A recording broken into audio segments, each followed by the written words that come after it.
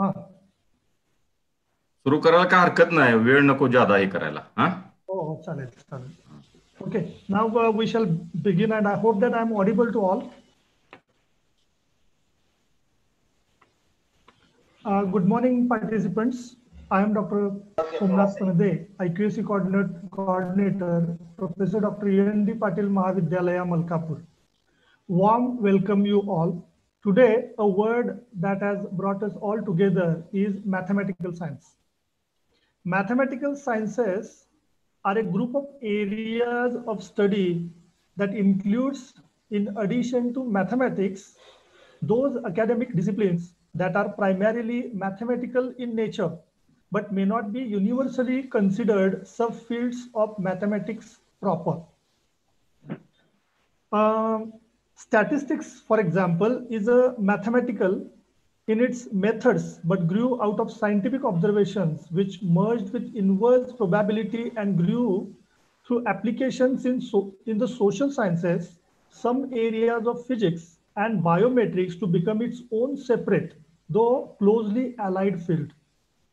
Hence, it may be said that there is a great functional value to mathematical science, and they touch many aspects of our everyday life. Therefore, Professor Dr. E.N.D. Patil Mahavidyalayas, Department of Statistics and Department of Mathematics, in association with Internal Quality Assurance Cell, has collaboratively organized one day national webinar on mathematical sciences for everyone. For this webinar, we have two renowned scholars as guest speakers. For the first session, we have Mr. Chandrakant Gardi, Department of Statistics, School of Computational Sciences, Punya Shlok Ahilyadevi Holkar, Solapur University, Solapur. His topic is Statistics for Everyone. For session second, we have Dr. Sunil Kumbar, Department of Mathematics, Shivaji University, Kolhapur, and he would be talking on numerical treatment to the scientific problem. Now, may I request our Honorable Principal, Dr. Sunil Helkar, to welcome today's speakers and participants. Helkar sir, over to you. Hello everybody, namaskar. I am Principal Dr. Sunil Helkar. I welcome all of you, particularly speakers, Mr. Chandrakant Gardi, Department of Statistics, School of Computational Sciences, Punyashlok Ahilyadevi Holkar, Solapur University, Solapur. Our second eminent speaker, Dr. Sunil Kumbar, Department of Mathematics, Shivaji University, Kolhapur. Vice Principal of our college, Mr. Shahaji Mane, IQAC Coordinator, Dr. Panade, Assistant Coordinator, Mr. V.S. Thorat, Organizing Secretary, Ms. L.U. Shinde, Program Coordinator, Mr. Sachin Chauhan, all the members of organizing committee, participants from various states and union territories of our country. Friends, our college is established in 1992 and situated at Malkapur on Kolhapur-Ratnagiri National Highway number 166 in Maharashtra, southern Maharashtra. This area is part of Sahyadri Mountain. We call it as Western Ghats. Friends, mathematics is one of the oldest and most fundamental sciences.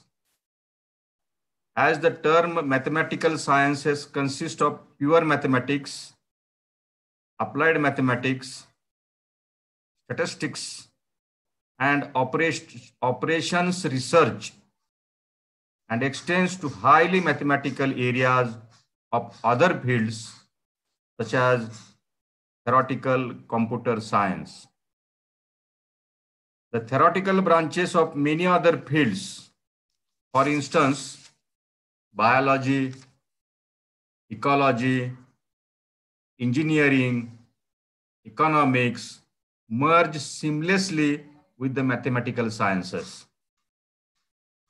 The mathematical sciences are part of almost every aspect of everyday life. Over the past decade or more, there has been a rapid increase in the number of ways the mathematical sciences are used and the types of mathematical ideas being applied. The main goal of the web seminar is to bring mathematicians, statisticians, students, and researchers in other fields all together and discuss the role of mathematical sciences, particularly mathematics and statistics in various fields. By organizing such web seminar, I'm sure that all the stakeholders will get benefited further. I extend my wishes to the web seminar and expect that there will be wonderful interactions among you all, which will take the subject to a new height. Thank you one and all. Jai Hind, Jai Karmavir, Namaskar. Over to Dr. Panade. Thank you so much, sir. After this, let us begin the first session. And for this first session, may I now request Ms. Latika Shinde to introduce the guest speaker of the first session. Shinde madam, over to you. Thank you, sir. Hello, everyone. I am Ms. Latika Shinde. It is my great honor to introduce first speaker of this web seminar, Mr. Chandrakant Gardi. He has a blended personality. He has both teaching and industrial work experience. He did BSc in Statistics from Yashwantrao Chavan College of Science, Karad in 2007. He is a recipient of the Shivaji University Merit Scholarship for meritorious performance at BSc. He was one of the students who selected through campus interview at graduation level. After BSc, he joined one of the leading multinational company, Cognizant Technology Solution Limited, as a programmer in the banking and financial service domain. He has worked there for 1.5 years. During that period, he has been awarded as Cognizant Certified Professionals and Performance Appreciation Prize. During that period, he realized the importance of post-graduation. So he quit the job and he admitted for MSc in Statistics at Pune University and completed his Masters in 2012. When he was in first year of his MSc, he qualified UGC CSIR NET examination for lectureship as well as GRF, and his interest inclined towards academics. Further, he also qualified SET examination in 2014. Currently, he is working as assistant professor and in charge head in Department of Statistics, School of Computational Science, Punyashlok Ahilyadevi Holkar, Solapur University, Solapur.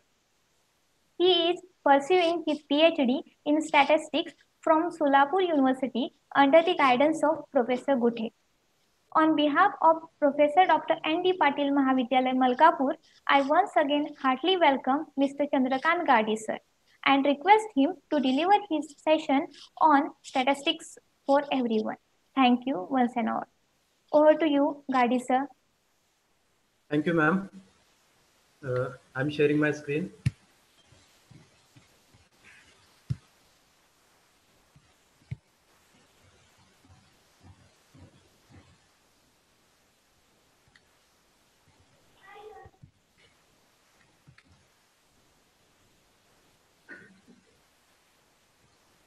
I hope it is visible. It is visible. Please, okay, slides. So first of all, I thank Shinde ma'am for nice introduction. I'm also thankful to Principal Helkar sir of Professor Dr. N.D. Patil Mahavidyalaya, Malkapur for giving me opportunity to present my thoughts in this webinar. So without wasting time, let's move towards today's discussion. the topic that I have been allotted is statistics for everyone. As you all know, statistics deals with data, and as such, wherever there is data, there has to be statistics. And therefore, in every aspect of life, we are witnessing statistics. And because of the arrival of high-end computers, because of these high-end machineries, data is being stored at every sector.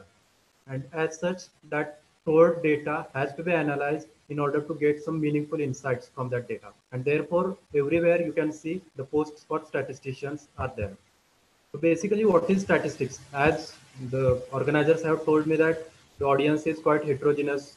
Audience registrations participants are from different disciplines. Therefore, I have avoided to go in much technical details of statistics. I have made this presentation quite generic so as to it will be appealing to all the disciplines, registered participants from all the disciplines. So basically, what is statistics? When we talk about statistics, there are two main things under statistics. There are, you can say these are two wings of the statistics. One is descriptive statistics and other one is inferential statistics. The first part that strikes when we call statistics is the descriptive statistics. So it is the basic statistics, and using these descriptive statistics, we have built some advanced techniques. Those are being studied in inferential statistics.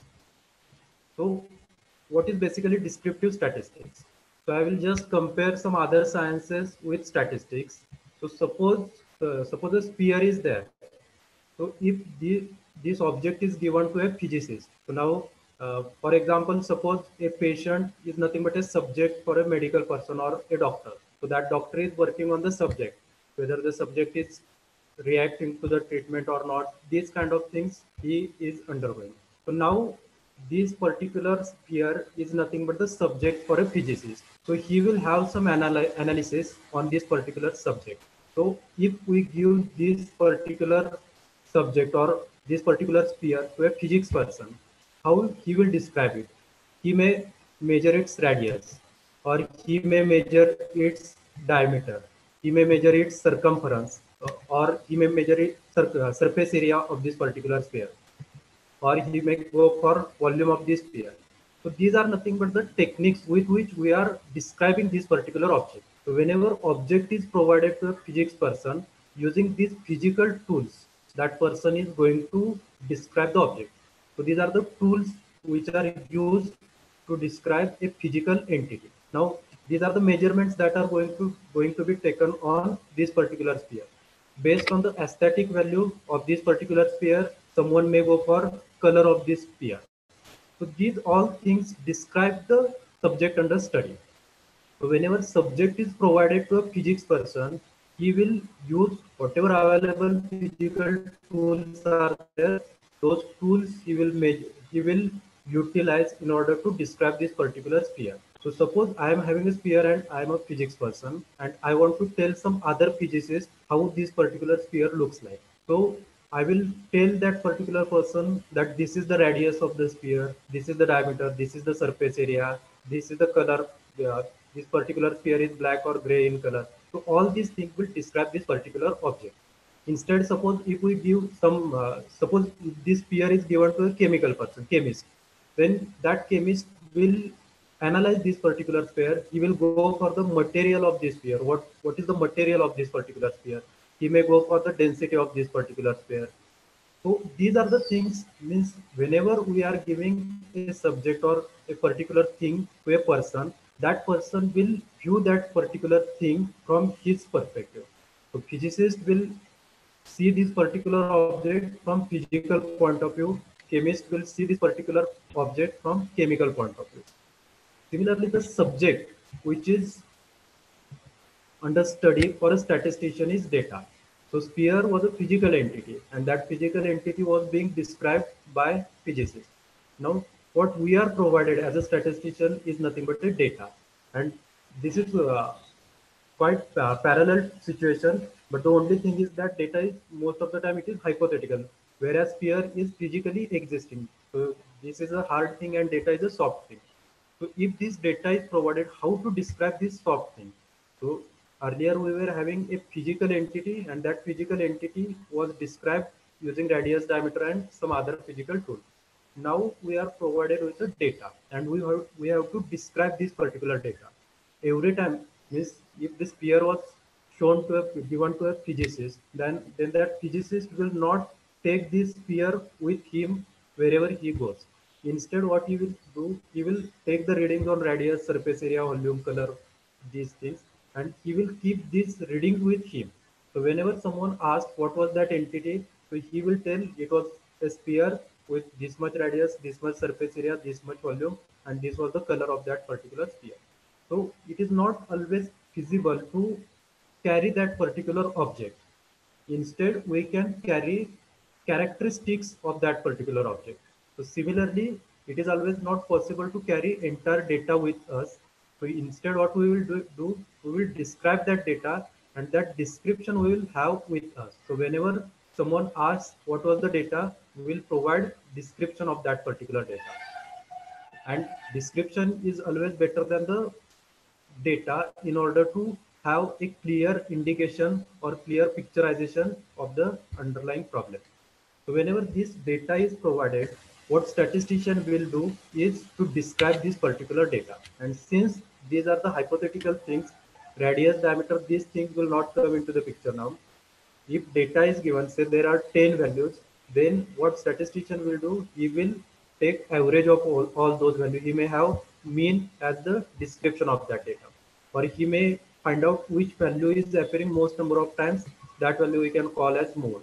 Or if he can arrange the entire data in some order, and then the middlemost observation will be considered to be representative of this data. So in that way we can have median of this data. So these are the attributes, these are the characteristics of the data. Using this, we are going to describe the data. So just like mass is a physical tool for the object, similarly mean is the physical tool.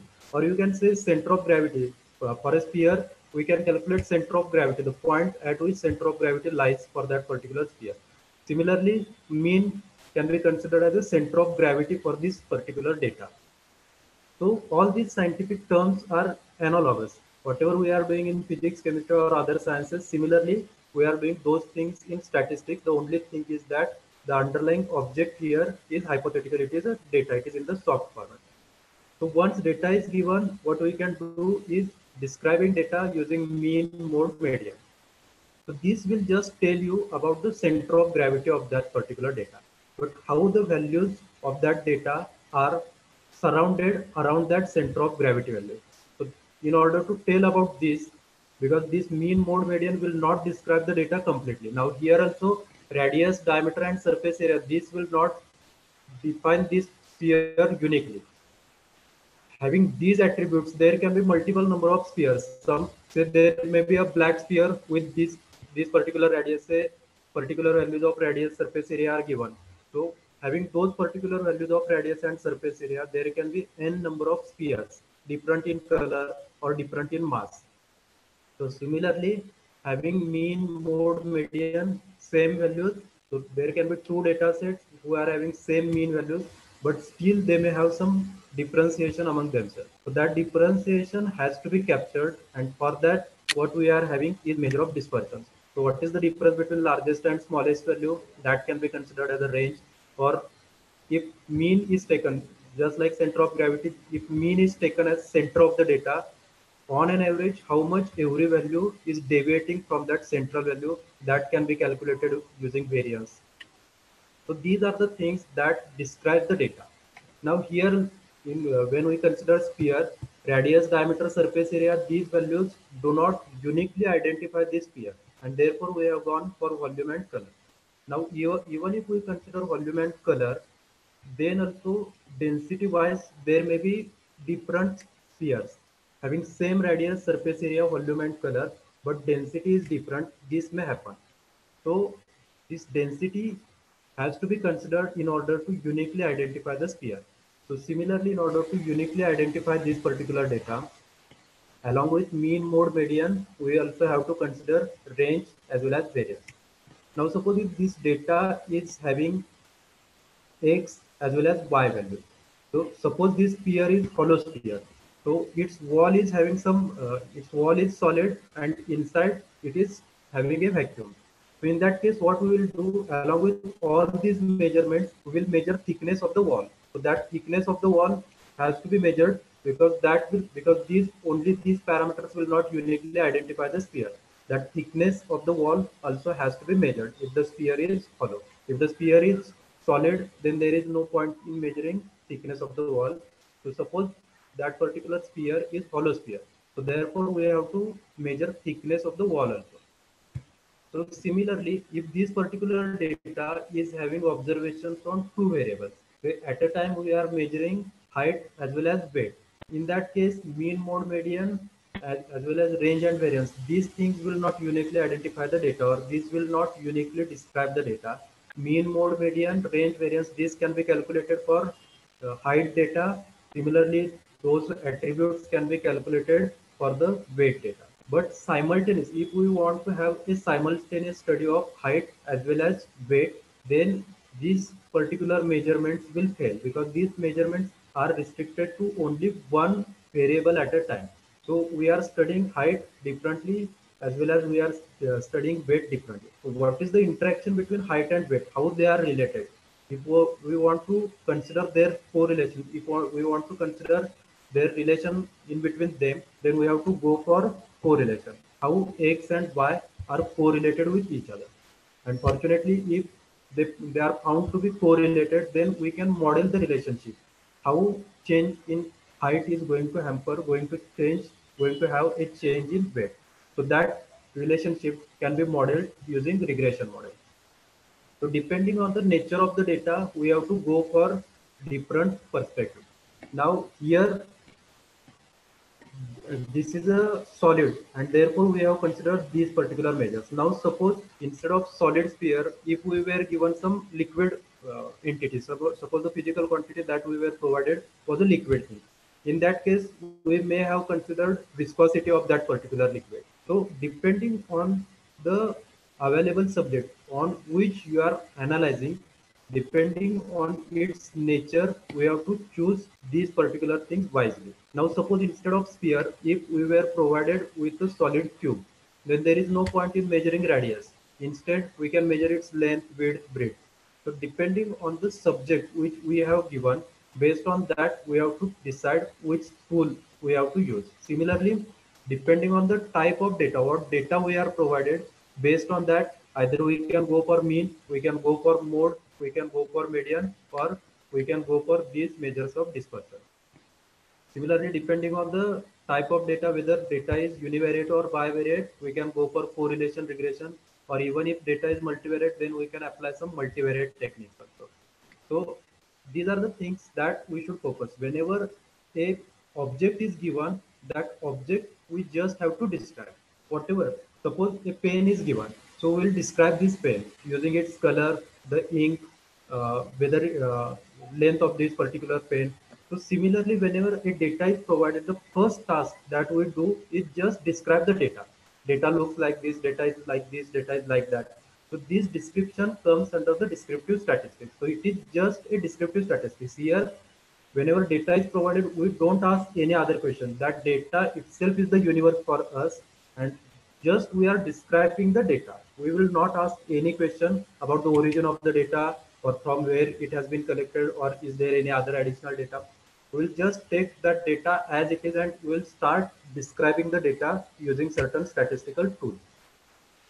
But this, whatever we are describing, it is only limited to that particular data, and therefore these particular attributes, these particular characteristics, mean, mode, median, or range, variance, these will be applicable only for the given data because we are describing the given data. Here, if we consider radius of this sphere, that radius will be applicable only to this particular sphere. Suppose in future, if we are provided with some different object, we cannot apply this radius with that new object. Suppose radius is now 5 centimeter, and in future, if we are provided with another cube, with another sphere, then we cannot say that radius must be 5 centimeter because already I have measured radius of earlier sphere and it was 5. Therefore, now it also has to be 5. We cannot say like that because whatever measurements we are taking, those measurements are limited to only this particular sphere. So similarly, whatever characteristics, mean, mode, median, whatever measures we are having, those are limited only to this particular data. So we are not generalizing these results. This will apply only to the available data. So naturally there is a question, what if we want to generalize our results? So if this data is having mean value of this, can we generalize this for a larger universe? And for that, we are having inferential statistics. So suppose the earlier sphere, suppose this sphere is provided, instead of instead of just describing this particular sphere, we can ask some questions. So from where this sphere has come, or whether this sphere is manufactured using a machine or whether it is a man-made sphere. So these kind of investigation questions we can ask, whether this sphere is manufactured using machine or whether it has been manufactured by a person. So these kind of investigating things we can ask, and these are not applicable. These are not just describing the things. These are investigating. We are having some inference regarding it. We are inferring about the problem under study. So similarly, whenever data is provided, instead of just describing the data, we can go further and we can investigate from where this data has come. So if earlier we were assuming that this data itself is universe for us, now we are ready to accept the fact that this data is not the universe. Basically, universe is quite larger, and from that we are taking a small portion, and that portion is nothing but this available data. So it is there is no meaning in just dealing with this particular data, because if we deal with this particular data, someone may have some other portion of the universe, so he will deal with that portion. So the descriptive statistics for every person will be different, as data for every person will be different. So based on this particular data, we want to have some inference, some statements regarding the population, regarding the larger universe. So if data is provided, we can simply calculate mean of this particular data. There is no difficult thing in calculating mean of the data. Whatever data we are provided, simply we can have some calculation and we can calculate mean of this particular data. But the challenging task is, based on this particular data, can we say something about the mean of the population from which this particular data has been arised? So we are not just talking about available data now. Instead, we are going one step ahead. If this is the data and these are the readings on the, these are the attributes, these are the measures on this particular data, then can we generalize these particular measurements and can we go further to talk something about the population? So for example, one query we have considered whether the mean of the population is 20. Similarly, we can consider, suppose the data is on the attributes, on the characteristics, age and height. So based on this particular data, we can consider whether these two factors, age and height, whether they are correlated or not. So whenever data is provided, there can be two things. One, just describe the data and finish it. This is the first thing. Or after description, we can go further and we can try to have some statements about the entire universe. And that is the important thing, because describing the data, that is quite evident. And it is not the thing that every time we have to go for inferential statistics. Sometimes, even if you describe the things, that will also be enough, because whenever data is bulky in nature, just observing the data will not give us idea or insights about the underlying phenomena. So if we can describe the data, just by description, we can get idea of the data. As we all know that if there are 10 subjects, a student is appearing for exam, and if there are 10 subjects, if that particular student gives you 10 marks in 10 subjects, if some other student comes in and he also provides marks in 10 subjects, then it will not be able to compare these two students based on those 10 marks, because we will not be remembering those 10 marks of first student as well as second student. So instead, what we can do, we can ask the first student what is your percentage score. We can ask the second student also what is your percentage score. Based on these percentage scores, we can just compare these two students. So sometimes it is enough to have a measure of central tendency or just descriptive statistics. Sometimes just by descriptive statistics, we can get a complete idea about the situation. But if whatever we are observing is not the universe, if universe is somewhat larger, if it is unknown, and if we have observed some known part, if we have observed some portion of that particular universe, based on that portion, can we say something about the population? So it is like just going from known to unknown. The entire universe is unknown and this data is known. So based on these known things, in the known proximity, in the known territory, we are building some phenomena, we are building some measures, and then we are moving, we are having our journey towards the unknown things. So based on known things, based on the whatever is happening in known proximity, based on that, can we have some statements or some inferences about the unknown universe? So suppose, for example, if a crime has happened at a certain place, so what witness just describes the thing that the culprit, the person came in, the person was wearing a red shirt, the person was having knife in his hand, the hairstyle of person was like this and that. So he will just describe the things. So it is just like a descriptive statistics. What a police will do is he will try to investigate as the person has come from this direction, whether the person belongs to this particular area, as the person was having a knife in his hand, whether the person is from the close proximity or whether he is from some distance. So these kind of investigations police will do. So these are the things like descriptive statistics. One thing is just describing the things, and second thing is going one step ahead and inferring about the situation, inferring about the universe. So this is about inferential statistics.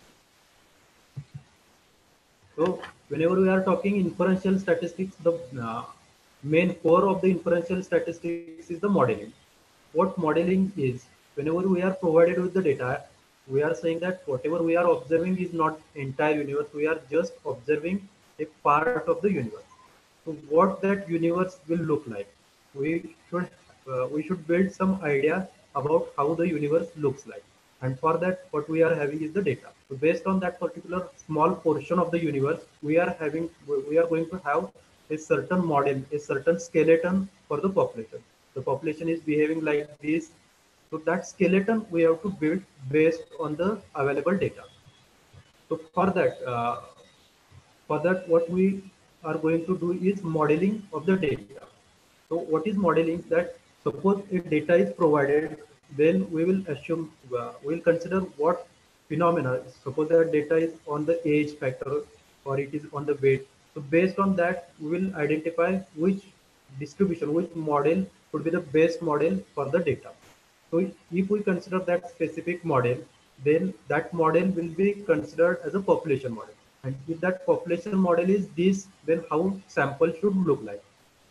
For example, suppose in a particular village, suppose the data, we have collected the data from say Gram Panchayat, and the data is like that 10% of the villagers are COVID positive. In a particular village, 10% of 10% of the villagers are COVID positive. So if we want to, if we are given with this particular data, if we are given with this particular phenomena, then we can go in that particular village, or we can have data from that particular village. Suppose if I consider 100 random sample of 100 from that particular population, from that particular village, then ideally I should have 10%, because 10% people are infected. This is the population statistic. So here what we should say, whenever we are provided with 100 random sample, a random sample of 100 people from that particular village, then ideally we should have 10% from that 100%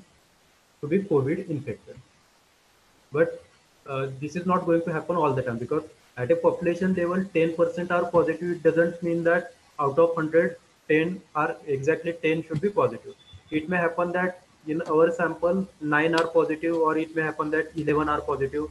It may happen that 8 are positive or 12 are positive. So that flexibility is there. So that is the beauty of statistics. Statistics is not a rigid science, unlike other sciences. In other sciences, they desire for a perfection, exact value. They ask for the exact value, and therefore they are the science. We call them as a rigid science. But in statistics, there is some flexibility.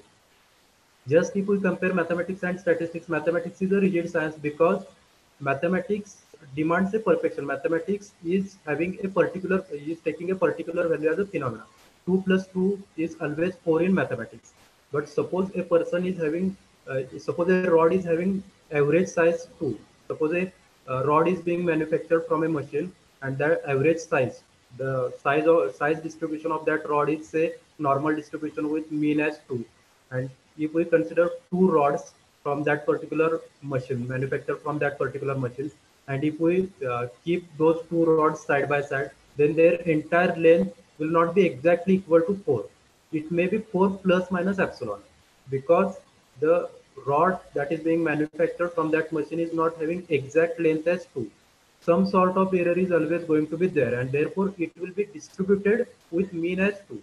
Distributed with mean as 2, it means that there will be some addition to 2 also, or there may be some decrease in 2. Average size is 2. Sometimes the size may be more than 2, sometimes size may be less than 2. So the entire addition will be 4 plus or minus epsilon. So that plus or minus epsilon, that epsilon quantity can be defined based on the underlying distribution, based on the variability of that particular machine. So I'm not disrespecting mathematics. Mathematics is the building block of the statistics. Mathematics, statistics is built upon on the pillars of mathematics only. So mathematics has to be there, but moving ahead, we are allowing some flexibility in statistics.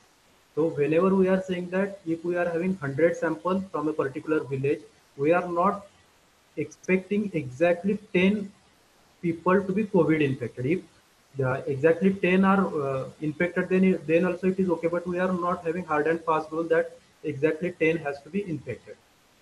So what we can have is, even if 11 are infected, then also the claim that 10% are infected in that particular village, that claim remains intact. Even if there are 9 patients, then also claim remains intact. Even if there are 12 patients, then also that much variability is permissible. Even if there are 8 infected out of 100, then also there are that particular deviation from 10 is allowed. But suppose if out of 10, if out of 100 patients, if 25 patients are COVID positive, or if out of 100 there is no positive patient detected, then there is scope to take doubt on the claim that 10% of that particular villagers are positive. So now what we have done, 10 is okay, around 10 is also okay, but too far from 10 is not okay. So that what is mean by that too far? Too far, 10, suppose instead of 10, if it is 13, for someone it may be okay, 10 and 13, there is no much difference.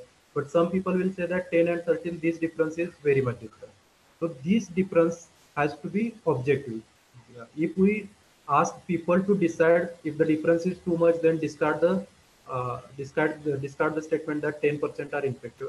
If we allow people to take the decision, then some people will take the decision that if we are having 13 positive cases, then some people will take the decision that 10% are infected. This is a wrong statement. Some persons will say that this statement is acceptable statement. So there has to be some objectivity, and for that objectivity, we are having some distribution. So if 10% on an average 10% are infected, then what will be the distribution of number of infected people out of 100? And if that distribution, if we model that, if we consider that particular distribution, it will have mean around 10, and around 10 there will be some values which are again highly probable. 10 is most probable value, but around 10 there will be some values which are highly probable. So we can decide the range with which we have to go. If this particular interval, we can decide the interval as set 8 to 12. What is the percentage, what is the probability with which number of infected person will lie in between 8 to 12? That probability we can decide, and that probability can be used to have quantified measures. So if we want to have 90% confidence, then we can move around 10 in order to have 90% confidence. Whenever 90% probability is utilized, we'll stop there, and at the on the both sides of 10, we'll have some threshold values. Going beyond these particular values will hamper our, will take doubts, serious doubts on our hypothesis that 10% are infected. So what we are doing here is we are building a model, and if the model is this, if model is like this, then what sample should look like, what the number of infected person in the sample should look like. So we are trying to match that particular sample with our model. So model is a skeleton, and for that skeleton we are matching this particular sample, and we are not expecting that the sample should exactly match with the skeleton. Some here and there that will be allowed. So that will be allowed in terms of, say, if errors are normally distributed, then we can say that here and there that error will be normally distributed, and then based on the normal 90% quantiles of the normal distribution, we can decide the level with which we have to go. Beyond that particular level, we will not accept the hypothesis. We will not accept that the given skeleton, that the assumed skeleton is working for the given data. So skeleton and the sample, we are trying to match these particular things. So whenever we are doing modeling, it is nothing but a matching problem. Whether the sample matches with the model, and that matching is not expected to be 100% efficient. Some error will be there. Whether that error is allowable, if allowable, then that particular model is a good model for the given data. So once, based on the sample, if we come towards a particular model as a base model or good model, if this particular skeleton is working good for this particular data, then we can say that this particular data has come from this particular skeleton. So now, from that particular data, we have moved upon to the skeleton. And once skeleton is fixed, then whenever a data is being captured from that particular skeleton, now we know the entire universe. Entire universe we know, and therefore what could be the possible data. If we take another sample from that particular data, what that sample could be, that we can identify based on this particular skeleton. So skeleton is just fixing the model, fixing the population. Once we fix the population, then we have moved from a sample to the universe, and now entire universe is under control. We know, we are having some idea about the entire universe, and once we know, or once we have some idea about the universe, then that idea can be utilized in order to predict future values. What will be the future sample values, or what could be the future values of the underlying value, underlying characteristics. So these things can be done using prediction. So once we fix the skeleton of the population, once we fix a particular model to the population, then we can go for a prediction. Once we predict something, suppose today I predicted based on the previous data, I found out some skeleton for the population, and based on that skeleton, if I predicted value for the tomorrow's rainfall, and whatever rainfall tomorrow I am going to observe. For today, tomorrow is unknown, but whenever I enter tomorrow, that at the end of tomorrow, I will be having complete idea about the rainfall of tomorrow. So now that will be a known thing. So that known thing will be compared with whatever was predicted by our model, and based on that, we can have efficiency of our model, and if it needs to be improvised, we can have improvisation in the particular model. So these are the basic things about descriptive statistics and inferential statistics. Descriptive statistics will just describe this, describe the entity, describe the data. Inferential statistics will ask certain questions about the unknown things. Based on the known things, we have to say something about the unknown things. Now, suppose these are the suppose there is a cricket match between team A and team B. These are the scores of individual players. Which team has won the match? This we cannot say directly by observing this particular data. Just like the previous example, we saw about percentage. Just giving, this is the entire data we are having, but still we cannot decide which team has won the match. So instead, if we calculate sum of team A score, sum of team B scores, then we can easily find out which team has won the match. So it is not always mandatory to go for inferential statistics. Just we can sum these values for team A as well as for team B, and based on that total score, we can decide which team has won the match. So based on just descriptive statistics of sum of all these values, we have decided which team has won. Now it may happen that in team B, suppose someone has scored a century and rest all the batsmen have scored less than 30 runs. So that is that will be dealt with. That will be dealt in variability. So over dependence on a particular player or over dependence on 2 to 3 players, whether it is there in a team, that can be studied based on variability of the data. If variability is less, then we can say that every player is contributing in the winning of that particular match. So most of the times descriptive statistics will also be enough to have some conclusions from the data. It is not always necessary to go for inferential statistics. Now, the statistics for everyone. Since statistics deals with the data, statistics will be there whenever data is there. If in a particular field data is being observed, if in particular field some quantification is being done, then we can apply statistics there. So suppose if we consider the sector of education, the participants are from various fields. Therefore, I have considered different discipline streams. Suppose we consider education stream. So right now we are having COVID pandemic situation, and whether the exams for the last year students are to be conducted or not, this is a question. Some people are saying that exam should be conducted. Some people are saying that exam should not be conducted. So whatever decision is there, suppose if the decision is made like exams has to be there, suppose exams are conducted. Right now, the formula has been given that based on first 3 semesters or based on previous same performance, whatever semester exams before he has given, the student has given, based on that, the averaging is done, and that score will be calculated as the final semester score. So this is the current formula. So suppose exams are conducted, and after the exam we will have actual scores of the exam. After the exam or after the results, we can have the analysis. We can consider if the formula was applied, then what was the score coming out. And now that exam has been conducted, and these are the scores. So now we are having two values on a for a particular student. We are having a value that is nothing but calculated value based on the average performance of the previous semesters, and the other value is the actual score in the exam, actual performance in the exam. So these two scores will be there for every student. If exam was not conducted, what could have been the score of those students? Those scores will be available, and as exams will be conducted, then we will have actual scores in the exam.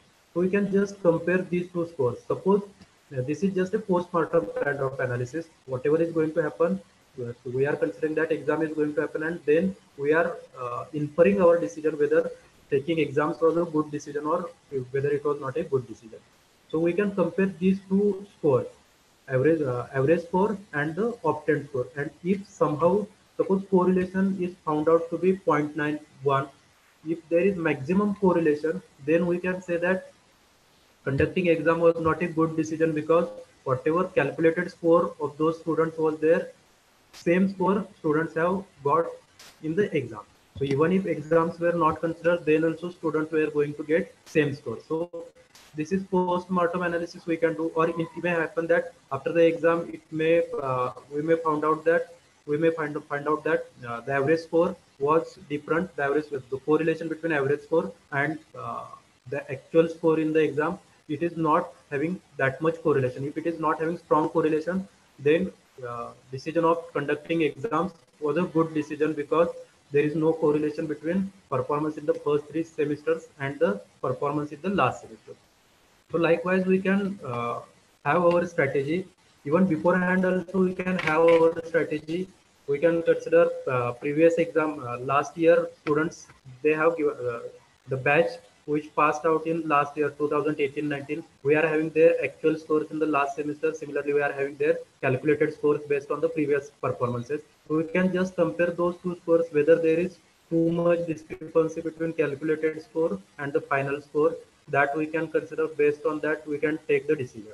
Again, there is online education. Online education is being considered right now. So we can means it is discussed. It is thought that online education is not giving that much to the student as like offline education. So whether online education is the best education or offline education is the best education, that can be considered. We can have some groups of the students. For some students, we may provide online education. For some students, same concepts will be explained in the offline mode, and then we can conduct an exam of those students based on the performance in the exams. So we can decide whether online teaching was a good technique or offline teaching was a good technique.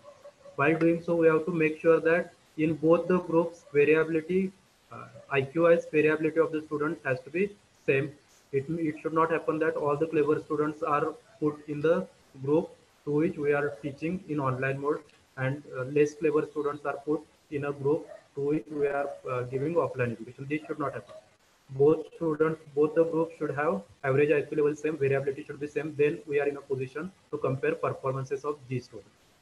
So in education sector, whether participative teaching is good for students or not, all these things we can compare using statistics. Just have some statistical value, just observe some values, and based on that we can have clear-cut indication about the underlying phenomena, whether that particular thing is good or not.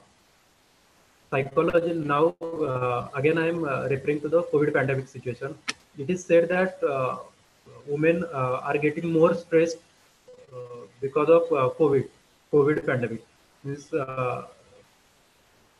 whether gender-wise there is difference between stress level regarding COVID pandemic, that we can consider. We can just have a questionnaire. We can ask different participants, different respondents, whether they are feeling anxious, whether they are getting panic. It is said that if a male person from a particular family, if he gets infected or even if there are some symptoms and he is being quarantined, the first thing that comes in his mind is what will happen for these 15 days with his family, because that family household things, buying those household things and some other home things, those are to be taken care of, and that particular thing is there in the mind of that particular person. So because of that, whether he is panicking more or not, these particular things, whether gender wise there is difference between stress level or panicking of the male and female, that can be considered using statistics. Those things can be compared using just t-test.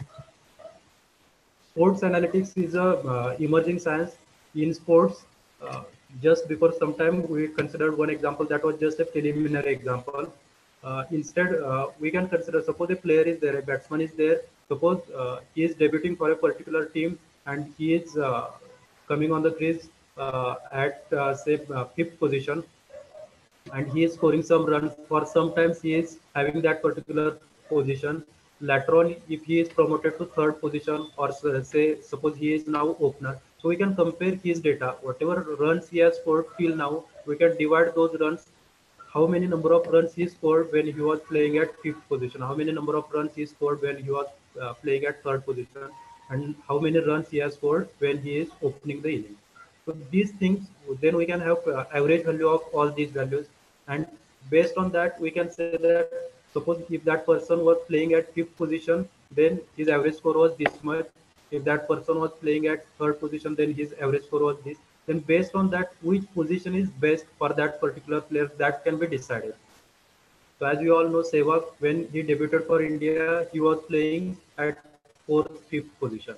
When he was promoted at the first position, then his performance was improved, and that can be seen from the data. If you can see data from the early career of Sehwag, you can easily witness that because this happens at the subconscious level. Whenever a player is playing, opening a inning, he may have some pressure, or if that particular player is good at handling pressure, then he can open the inning in a good manner.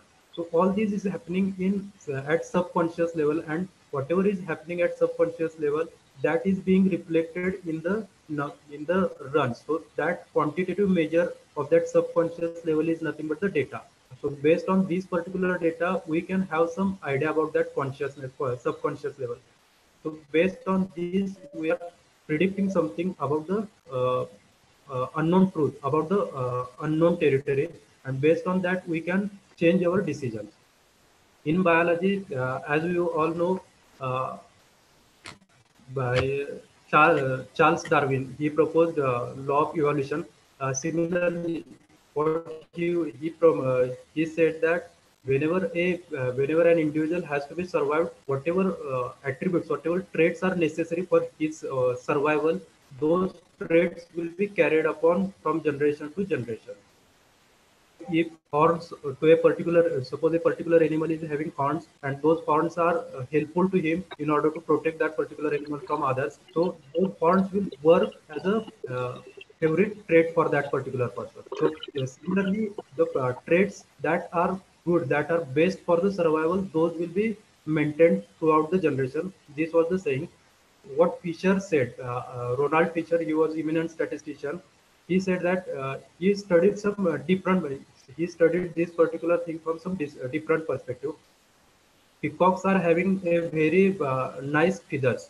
So what he studied was whenever a peahen is whenever a peacock and peahen, if we consider mating preferences of peahen, then peahen will prefer a partner who is having larger feathers. So that feather will work as an ornamentation for a particular peacock.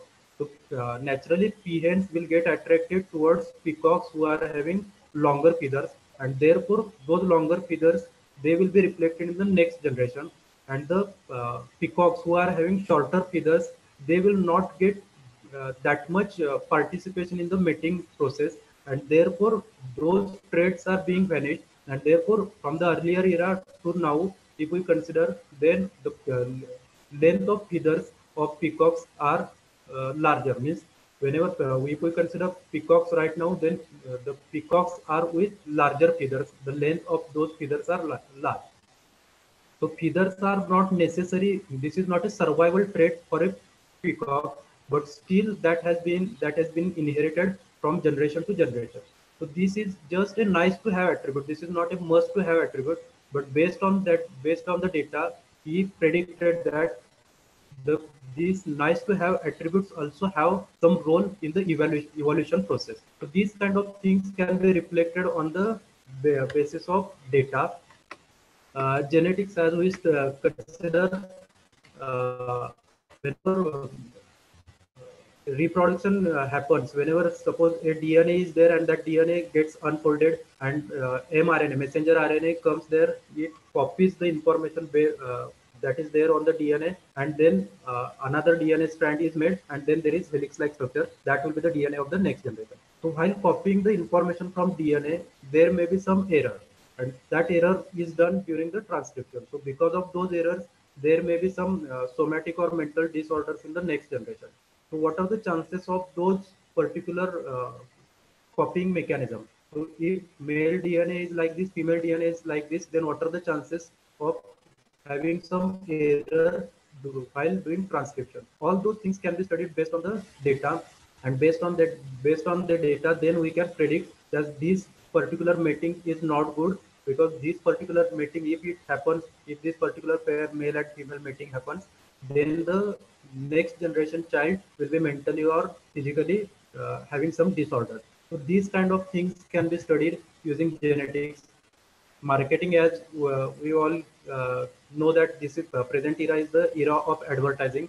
Whenever we are doing advertising, means if we want to increase our sales, then advertising has to be there. So what kind of advertising has to be there? So if we are suppose if daily soaps are there, then for the daily soap there are no advertises are there which are related to household things, because the audience of that particular daily soaps is considered based on that target audience. This advertises are being popped out.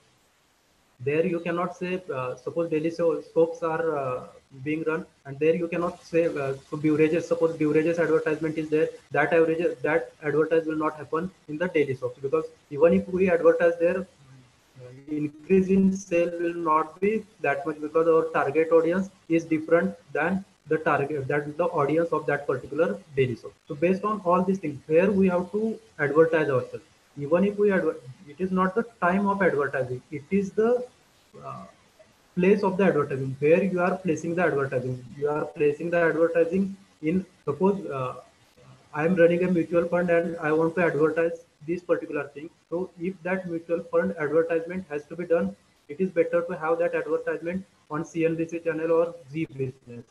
So these things are data oriented, based on the data where that particular target audience is there, where we should pop up our advertisements.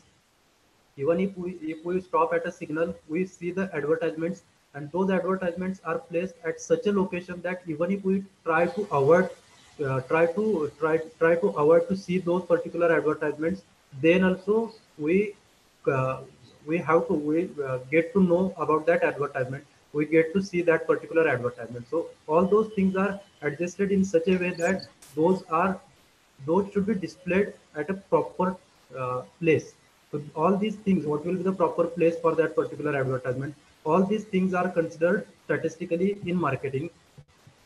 So apart from this, there are some, as I said earlier, that in physics we consider physics is a rigid science. So suppose, for example, Newton's law of motion. So if we throw a particle with initial velocity u, and suppose acceleration a is given to that particular particle, then what will be the speed after time t? So as we know, Newton's law tells that v is equal to ut plus 1/2 at square. So if initial velocity, time, acceleration, if these are given, then what will be the velocity after time t, that can be calculated. But suppose at the time of Newton, the technology was not that much developed that we can measure instantaneous velocity of a particular object. But now instantaneous velocity can be measured. If we see cricket match, right at the time when bowler bowls the ball, at that time in the below line we see that the bowling speed was this much. So this much technology has been evolved. So now we can measure instantaneous velocity of a particle. So now we can collect the data. We can throw a particle with initial velocity u, acceleration will be given a, and after time t, we will measure actual velocity of that particular particle. We can have several observations on this particular thing, and then we can compare all these values with the mathematical value. That expression we will be evaluating, and whatever mathematical value is coming out, that value will be compared with this observed value. Even if that mathematical value is giving, say, after time t, the velocity should be 10 meter per second. Practically, we may not get that much velocity, 10 meter per second. We may have some 10.1 meter per second, 9.9 meter per second. We have to consider wind speed at that particular location. We have to consider density of the medium at that particular location, because all these things are going to matter when we consider velocity of the particle. So for this, v is equal to ut plus 1/2 at square, that instead of considering that particular thing as a fixed equation, we can consider that expected value of v is equal to ut plus 1/2 at square. Whatever we are getting from Newton's law of motion is not the velocity after time t, we are getting the average velocity after time t. So in this way we can revise these particular things which were considered in a rigid phenomena. Those things can be considered in a flexible phenomena and in a flexible environment, and accordingly we can revise certain things. In chemistry also, whenever we are taking readings, burette reading, we are taking 3 readings and averaging them. So it is just a statistics. In epidemiology, now you can see that spread of COVID is there. Based on the data, we are predicting that these many number of patients will be there by the end of July, by the end of August. So all these things come under epidemiology. What is the rate of infection of that particular disease? How many, on an average, how many patients are being infected by a COVID positive patient, and so on. In politics, you must have heard about how Donald Trump used statistics, data analytics in the US elections 5 years ago. In economics, in share market, all these things, wherever there is a bulky data, statistics has to be there. So in every aspect of life, whenever there is quantification, even if there is not quantification, we can convert the entire situation to have some quantified measure. And once we have quantified measure, we can apply some statistical techniques on it. And based on that, we can enhance our knowledge about the system. As meteorology, as you all know that in the last month we had Nisarg and Amphan cyclone. So before those cyclones hit the coastal area, the Meteorology Department of India, they had warned that on this particular date at this particular time that cyclone is going to hit on a coastal area. So all those things were calculated based on this quantified statistical information. So in every aspect of life, statistics is there. Some basic statistical tools like t-test, goodness of fit test, they are there. Those are just primary things, but those primary things also work for the most of the times. Every time, no need to go for high-end statistical techniques. So this is all about the presentation. I thank the organizers Dr. Helkar sir, and entire IQAC team as well as convener, co-convener of this particular webinar. Actually, I have run out of time. I'm 5 minutes late. So if there are any questions, if organizers want to have some questions, want to take some questions, we can take some questions. Okay, participants are requested to type their questions into chat box.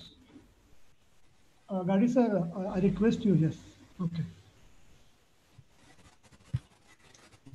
Participants, please type your questions into chat box.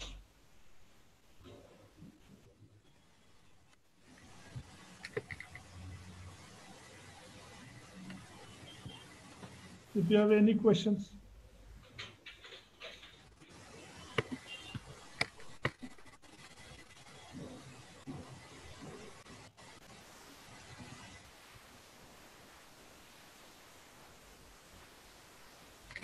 One participant, Santosh Vasekar, has asked one question.